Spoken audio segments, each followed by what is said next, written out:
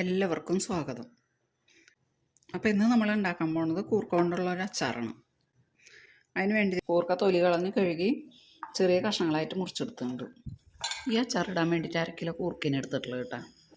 ഇതിലേക്ക് കുറച്ച് മുളക് പൊടിയും മഞ്ഞൾപ്പൊടിയും ഉപ്പും കൂടിയിട്ട് ഒന്ന് തേച്ച് പിടിപ്പിക്കാം.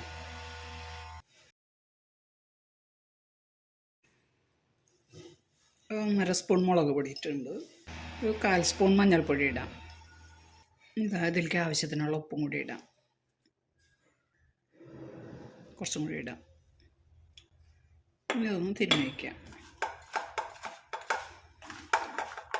വെള്ളം ഉണ്ടാവും, കഴുകിയെടുത്താലേ. പിന്നെ ഇതിൽ വെള്ളം ഒഴിക്കേണ്ട ആവശ്യമില്ല. ഇതിലിട്ടൊന്ന് തിരുമ്മിയെടുത്താൽ മതി. ഇനി ഇതുമ്മ ഉപ്പും മുളകൊക്കെ നല്ലപോലെ പിടിക്കട്ടെ. ഇതൊന്ന് മൂടിയേക്കാം. 1/2 മണിക്കൂർ കഴിഞ്ഞിട്ട് നമുക്ക് വറുത്തെടുക്കാം.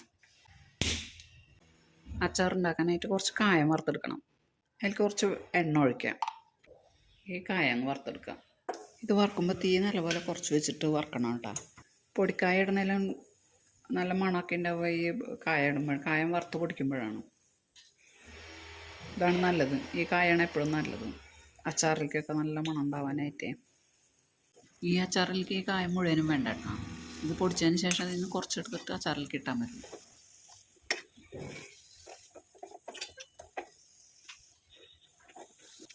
ഒന്ന് നല്ലോണം മൊരിയണം, നല്ലത് പൊടിയുള്ളൂ. ഇത് ഓഫ് ചെയ്യാം. ഇത് ചൂടാറുമ്പോൾ പൊടിച്ചെടുക്കാം. 2 കുടം വെളുത്തുള്ളിയും 2 പച്ചമുളകും 2 കഷ്ണം ഇഞ്ചി എടുത്തുണ്ട്. ഇതൊക്കെ ഒന്ന് ചതച്ചെടുക്കാം. ഇഞ്ചിയും വെളുത്തുള്ളിയും പച്ചമുളകും കൂടി ചതച്ചെടുത്തുണ്ട്. പാത്രം അടുപ്പത്ത് വെച്ചിട്ടുണ്ട്, കത്തിക്കാം. ഇതിലേക്ക് ഞാൻ വെളിച്ചെണ്ണ ഒഴിക്കുന്നുണ്ട്. അച്ചാർ അധികം ഉണ്ടാക്കുന്നുണ്ടെങ്കിൽ എണ്ണയിൽ ഉണ്ടാക്കുക നല്ലത്. വെളിച്ചെണ്ണ ആകുമ്പോൾ കാറമണം വരും കുറച്ച് നാൾ ഇരിക്കുമ്പോഴേ. അപ്പോൾ എണ്ണ നല്ലത്. ഇതിപ്പോൾ കുറച്ചുള്ള കാരണം ഞാൻ വെളിച്ചെണ്ണ ഒഴിക്കുന്നു. ഇതിൽ ഈ കൂർക്കൊന്ന് വറുത്തെടുക്കണം. കുറച്ച് വെളിച്ചെണ്ണ ഒഴിക്കാം. ഇതിലേക്ക് ഈ കൂർക്ക ഇടാം.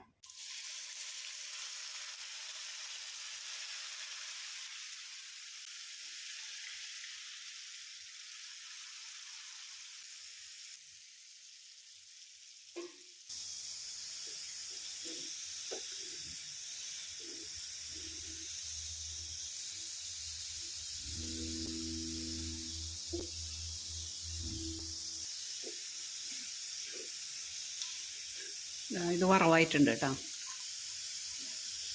ഇത് ഓഫ് ചെയ്യാം, മാറ്റാം. വെളിച്ചെണ്ണ ഒഴിക്കാം.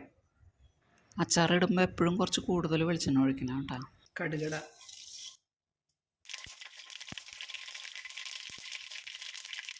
കടുക് പൊട്ടി കഴിയുമ്പോൾ ഉലുവയിടാം. ഇതിലേക്കിതാ 3 വറ്റൽമുളക് എടുത്തത്. അതും കൂടി ഇടാം. ഇത് പൊട്ടിച്ചിടാം.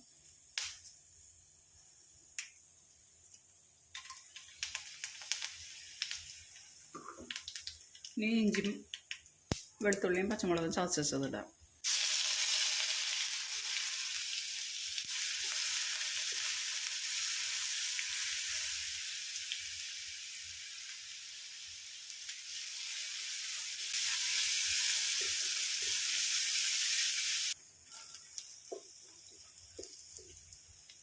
മൂപ്പായിട്ടുണ്ട്. തീ കുറഞ്ഞൊക്കെയാണ്. ഇത് അതിലേക്ക് ഈ കറിവേപ്പില ഇടാം.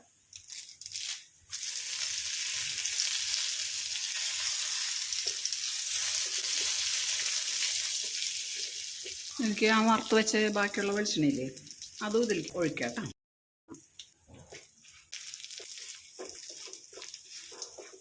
കൂർക്ക വറുത്ത വെളിച്ചെണ്ണയില്ലേ അത് ബാക്കിയുണ്ടായിരുന്നു കൂടി ഇതിലൊഴിച്ചിട്ടുണ്ട്. ഇനി ഇതിലേക്ക് മുളക് പൊടി ഇടാം. 1/2 സ്പൂൺ മുളക് പൊടി ഇട്ടാൽ മതി.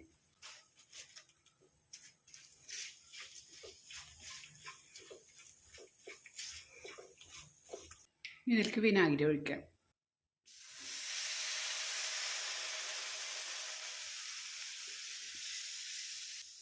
1/2 ഗ്ലാസ് വിനാഗിരി ഒഴിച്ചിട്ടുണ്ട്.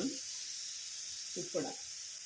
ഇതിലേക്കുള്ള ഉപ്പിട്ടാൽ മതി. കൂർക്കയിൽ നമ്മൾ വറുത്തപ്പോൾ ഉപ്പിട്ടിട്ടില്ലേ, അപ്പോൾ ഇതിലേക്ക് പാകത്തിന് ഉപ്പിട്ടാൽ മതി.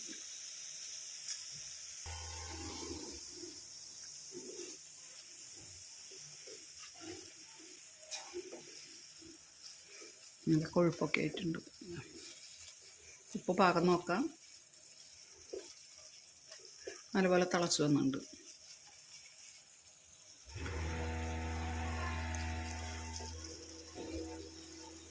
ഇതിലേക്ക് വറുത്ത് വെച്ചിട്ടുള്ള കൂർക്കയിടാം.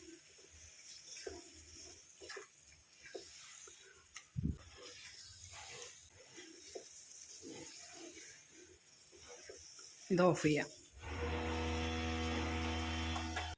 ഇനി ഇതിലേക്ക് ഇതേ കായം പൊടി ഇടാം.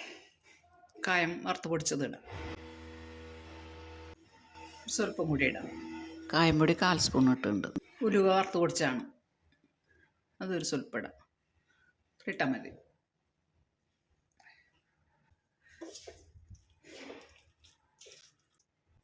ഈ കായം ഉലുവയൊക്കെ ഇടുമ്പോൾ നല്ല മണം വരും അച്ചാറിൻ്റെ.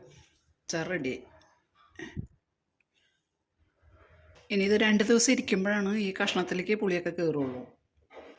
അപ്പോൾ നല്ല ടേസ്റ്റ് വരും. ഉപ്പും പുളിയൊക്കെ കയറി നല്ല രുചി ഉണ്ടാവും. ഇപ്പോൾ കഴിക്കണമെങ്കിൽ കഷ്ണത്തിൽ ഉപ്പും പുളി പിടിച്ചിട്ടുണ്ടാവില്ല. 2 ദിവസം ഇരിക്കുമ്പോൾ നല്ല ടേസ്റ്റ് വരും. അച്ചാർ എപ്പോഴും 2 ദിവസം കഴിഞ്ഞിട്ട് കൂട്ടാൻ നല്ലത്. അപ്പോഴാണ് ഇതിൻ്റെ ശരിക്കുള്ള ടേസ്റ്റ് വരിക. ഇനി ഇത് കുപ്പിയിലേക്ക് പകർത്തി വയ്ക്കാം.